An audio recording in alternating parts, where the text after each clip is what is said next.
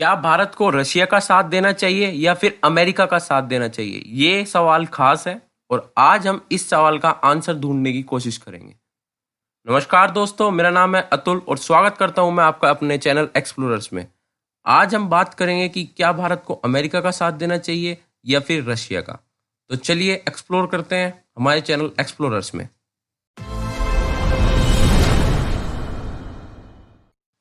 World में एक diplomatic कहावत है कि यहाँ पर कोई किसी का दोस्त नहीं होता, सिर्फ समय समय की बात होती है। कौन कब किसी का दोस्त बन जाए, कौन कब किसी का दुश्मन बन जाए, ये सिर्फ टाइम टाइम पर डिपेंड करता है। तो चलिए पहले हम अमेरिका की बात करते हैं।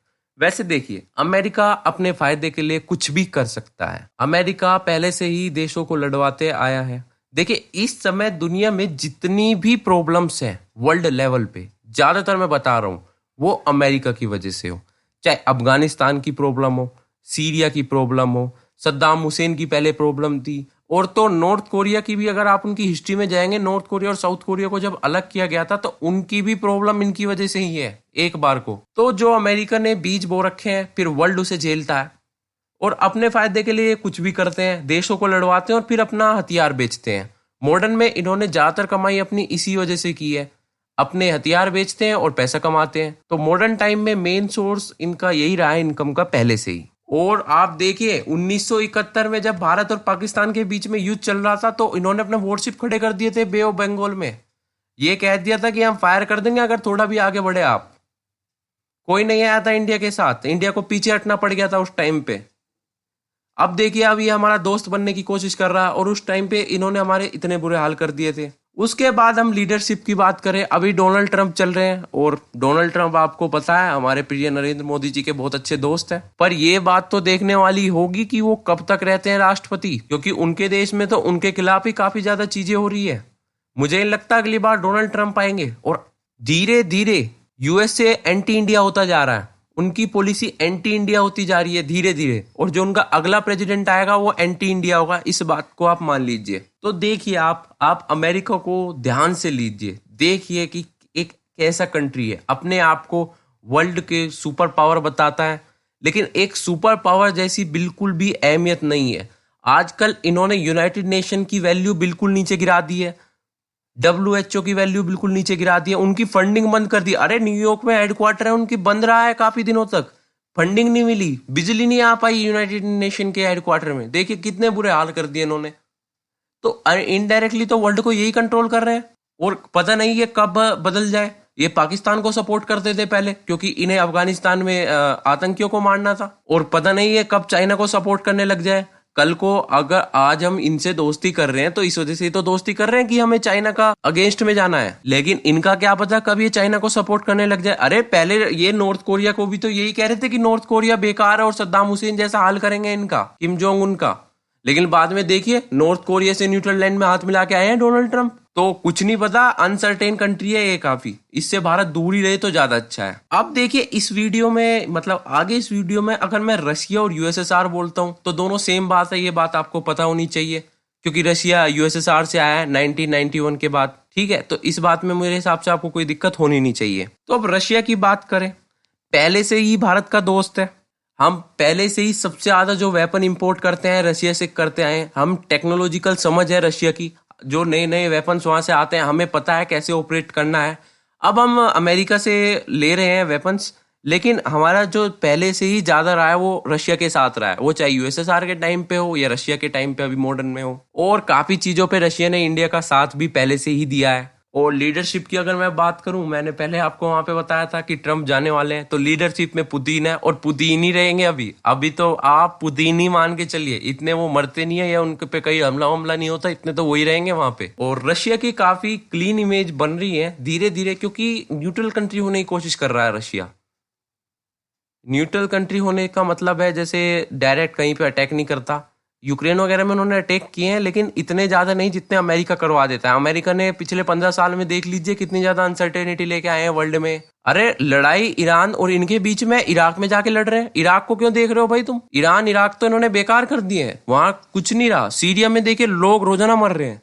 तो ये चीजें हैं और रशिया इन चीजों में मुझे एक बेटर ऑप्शन लगता है। हालांकि मैं ये नहीं कह रहा कि रशिया में से एक बेटर ऑप्शन है, लेकिन इन हालातों में मुझे लगता है कि रशिया एक बेटर ऑप्शन है अमेरिका के मुकाबले, अगर हम रशिया के साथ जाए तो। लेकिन हम तो कुछ और ही लेके चलते हैं, हम तो न्यूट्रल रहेंगे।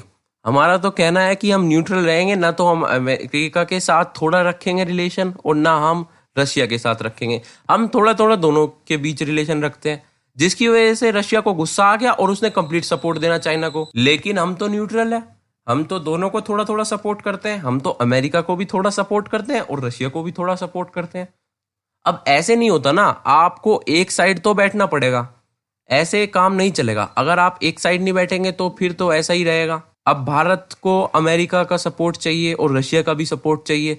अब रशिया इस वजह से थोड़ा गुस्सा कर रहा है, जैसे जैसे अमेरिका को हम सपोर्ट कर रहे हैं वो गुस्सा कर रहा है, और उसके रिलेशन चाइना के साथ दिन पे दिन और अच्छे होते जा रहे हैं, जो कि एक बड़ी प्रॉब्लम है इंडिया के लिए। अगर रशिया चाइना दोनों ही जुड़ जाते हैं तो इंडिया खत्म हो सकता है, काफी ज्यादा दिक्कत आ सकती है हमें आगे चल के। मैं नहीं कह रहा वॉर हो जाएगी, पर मैं कह रहा हूँ वर्ल्ड लेवल पे हमें काफी ज्यादा दिक्कतें आ सकती है। आखिर यूनाइटेड स्टेट्स ऑफ अमेरिका का पता नहीं कब पलट जाए वो, और अगर रशिया भी चाइना के साथ मिल गया तो पता नहीं क्या हो जाएगा फिर। अब आप मान के चलिए अमेरिका के साथ हमारे रिलेशन अच्छे हैं, हमें रिलेशन अच्छे करने चाहिए, वर्ल्ड सुपर पावर है, रिलेशन अच्छे करने चाहिए। लेकिन अगर वो रिलेशन हमारी रशिया की दोस्ती को इफेक्ट करते हैं तो काफी ज्यादा प्रॉब्लम है, तो प्रॉब्लम जरूर है। तो हमें इस तरह की चीजें नहीं लेनी चाहिए। हमें सपोर्ट करना है तो एक कंट्री को सपोर्ट करें। ये पहले से ही चलता आ रहा है इंडिया में जवाहरलाल नेहरू के टाइम पे, कि ना तो हम लेफ्ट रहेंगे ना राइट रहेंगे, हम अपना अलग बनाएंगे, जो कि मेरे हिसाब से उस टाइम के लिए सही था। लेकिन अब ये सही नहीं रहा। अब ये पॉलिसी इंडिया को धीरे धीरे चेंज कर देनी चाहिए। और लास्ट में मेन स्ट्रीम मीडिया की बात कर लेते हैं। अब मेन स्ट्रीम मीडिया चाहे 5 ही हेलीकॉप्टर क्यों ना आ जाए अमेरिका से, मेन स्ट्रीम मीडिया तो ऐसे दिखा देती है पता नहीं क्या आ गया, और ये भारत इनका दोस्त है, अमेरिका इनका दोस्त है। ये सब बकवास की बातें हैं। इन सब का वर्ल्ड डिप्लोमेटिक रिलेशन पे कोई फर्क नहीं पड़ता है। जिस तरह से वर्ल्ड डिप्लोमेटिक रिलेशन हमारी मीडिया दिखाती है उसका कोई कंपैरिजन नहीं है कि भारत बनेगा विश्व गुरु और इनके दोस्त बन जाएंगे हम, और रशिया भारत को करेगा सपोर्ट, अब S-400 दे देगा भारत को रशिया। आप थोड़ा ध्यान से सोचिए, एक टॉप कंट्री के मीडिया चैनल है और आप इस तरह की बातें कर रहे हैं। डिप्लोमेसी ने पता नहीं वर्ल्ड में कैसे चलती है।